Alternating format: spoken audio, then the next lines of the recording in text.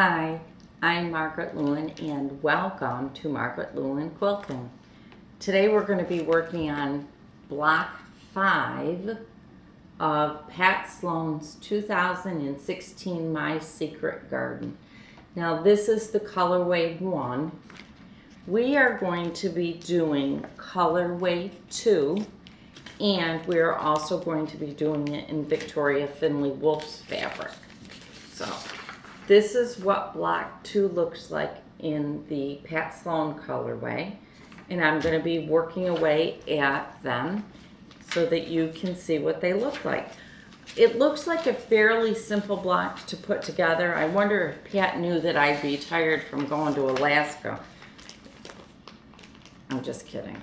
There's no way she knew. But anyhow, it's a nice simple block. There's 2 ways to do the triangles. You can either do this, half square triangles where you just do 2 of them. You sew 1/4 of an inch on each side of the line. And I believe I've done a tutorial on that.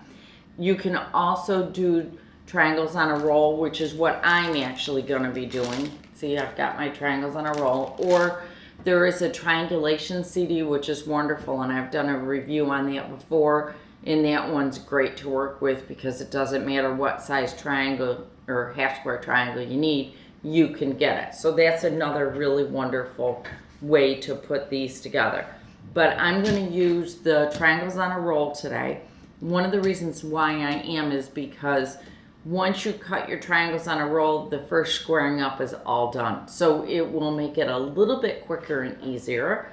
So I'm going to flip the camera around and let you see exactly how I'm going to go about putting this together. So you ready? Because here we go. All right, here's our block. So we've got all the pieces. It's real simple. It's 1, 2, 3, 4 different colors. So it's absolutely simple. I'm going to set that aside. And now I'm going to lay the block out. Now remember, we're doing this in 2 different colorways. So this first one is Victoria Finley Wolf. And it's a little bit wild, but I just love it. So what I'm going to do is I'm going to sew these 2, then these 3, then I'll press it, then I'm going to add these to it. And at the same time, I'll set this one aside. Here comes Pat Sloan's. And I'm going to, I'll flip it around because I can't take the words upside down. That kind of drives me a little boogie. So here we go. And this is Pat. So I'm going to sew, whoops, sorry about that. I'm going to sew these 2 together first, add this one, then these. And I believe I'm going to be pressing it, I'm not sure. I think it'll end up pressing in, but I want to double check before I say it. Then once I do that, I am going to then start working on my triangles on a roll. And I'll be back when I get this block all put together and pressed so that you can see how to press yours. I want to take a minute and show you what it looks like when you do the square, and I'm hoping you can see it. I've sewn a square, and what I did was I sewed 1/4 of an inch all the way around it, okay? Then I took it over to my cutting table and I cut from this corner to this corner, and then without moving my fabric, I cut from this corner to this corner. And this is what I came up with. Now remember, this was a 5-inch square because I went, okay, I've got to have 2.5 inch ones, so I'll do 2.5 plus 2.5 is 5. Well, 5 actually ended up being way too big, but I'm going to show you. I want to show you so that you know what you have to do if you want to do it this way. One more to get you. Just 1 second. Okay, now you're back in view. Okay, so this is the 5-inch square, and I sewed all the way around it. Then I took it and I cut diagonally across it, and what that did was that gave me 4 squares, okay? Now the next thing I'm going to do is take my Creative Grids ruler and show you what it looks like up close. Now I was very careful when I cut my lines, and I was fairly careful when I cut, when I sewed around it. What I ended up with was about a 3¼ inch square. And ours really needs to only be 2½. So what I would suggest you do is, if you want to do it this way, I would start with a 4-inch square, not a 5. But what I want you to see is that no matter what you do, because you're dealing with the bias, and I'm hoping you can see this, I'm going to take a picture of it too, is in order for this block to come out square, if you do that method where you're taking a square and cutting it diagonally, you're going to have to stop afterwards and square these up, because I've never been able to get them to come out square. I've always had to square them up again. So if that's the way you want to do it, that's great. But I want to caution you to make sure that you do that last step of squaring these up, okay? I'm going to insert a couple of real close-up pictures. Hopefully you'll be able to see that mine isn't even 3 inches square. It just doesn't come out square. So, okay? I've completed the first step. Here's colorway 1. I'm going to flip it over. And how I pressed it when I sewed the bottom and the top, I pressed it out. And then after I sewed the 2 side seams, I pressed that out again. And I did it on both of them. Here's colorway 2. And here's the front of colorway 2. Hopefully. There, now you can see it. Sorry about that. So there's colorway 2, which is Victoria Finley Wolf. And here is colorway 1, which is Pat Sloan.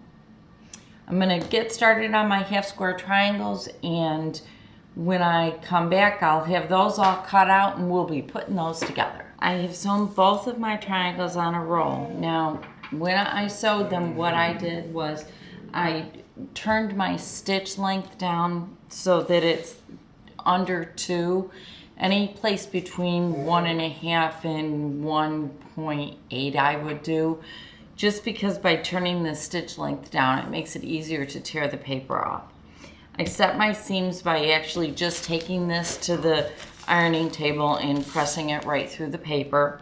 And now I'm going to take it over to the cutting table, and any place that there's a solid line, I'm going to cut this apart. Then I'm going to have a whole bunch of triangles, and I will come back and we'll get them all laid out. I think it's important that you see how I'm going to go about pressing this. So what I'm going to do first is I'm going to see which way my seams go and see which way I separate it, and I end up with a little square in the middle. And I know I'm going to bring it up to the camera so you can see it. See what happened? I take my fabric, and if I pressed it this way, it wasn't getting anything different. But if I press it this way, what happens is it kind of opens up a little bit. I'm going to take my seam ripper, and I'm just going to grab a couple threads out of there, only because it's tight. It's tight because there's so many layers there. And now you see I've got this nice little pinwheel right in the center. So I'm going to iron one side first, one side down first, okay? And I'm going to flip it over, and I'm going to press the other side. And I'm going to pick it up, and I'm going to put it right on my strip stick. And I'll insert a little card so that you can see what the strip stick's all about. I've got a review video. So I've opened this up, and the next thing I'm going to do is just take my iron, and I'm just going to press right over that center piece. Okay? And then you can see I got a little boo-boo here where I'm folded over in the wrong direction. I'm just going to rotate this around, just cleaning it up a little bit. Okay? And now you turn it over and see how nice my points are? It makes a big difference. This, number one, the strip stick really helps.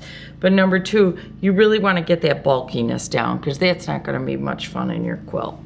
So I'm going to go ahead and get the rest of mine pressed. Once you've made your half square triangles, once you've got them all cut apart and you're ready to go, the first thing's going to be is to press them open. And what I'm gonna do is I'm gonna press these towards the green, and on the Victoria Finley Wolf, I'm gonna press them towards the darker of the two fabrics. So all I'm gonna do is just take my iron and roll them right across and put them in a pile. I'm gonna do that for all of them. So once I get these all opened up, I am going to take the time to trim the dog ears off now versus doing that later. I just think it's easier while they're in this condition to get them all trimmed off so that it's done and over with, and we can go on to doing other things. So that's what I'm gonna do. I'm gonna try to do some real close-ups so that you can see how to do this. So I've got my 2 half square triangles, and I'm gonna put them together. And once again, I'm gonna match up, I'm gonna match up right here. So what I do is I slide my 2 pieces together till I can get those seams nestled really close together. I'll fold it back and show you. See, they're all nestled in real close. And I'm gonna hold it with my finger, and then I'm gonna stick a pin in. And I'm gonna take it to the other end, and I'm gonna put a pin in there. Then I'm gonna sew from end to end. Okay, because I pressed it towards the darker of the 2 colors, when I flip this over like this, see what will happen is my seams will just nestle together very nicely. So I'm gonna feel with my fingers to get it together, and I'm gonna stick a pin right here, and then I'll bring this down, make sure that I'm in there all nice, stick a pin there. And then my last pin is make this all nice. And then I'll stick a pin there and I'll sew it. Then I'll show you what it looks like. Okay, so there I am all done.